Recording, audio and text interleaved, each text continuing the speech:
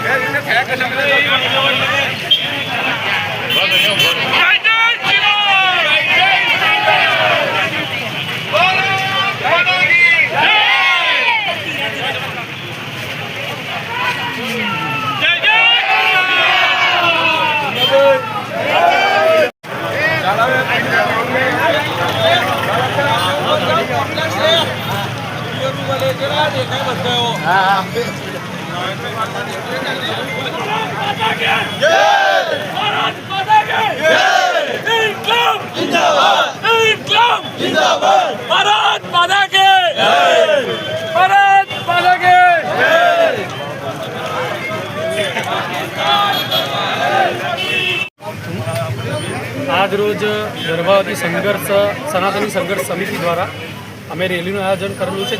જન આક્રોશ રેલી છે। એમાં અમે સરકારને એક મેસેજ પહોંચાડવા માંગીએ છીએ કે આખા ભારતની જનતા તમારી સાથે છે।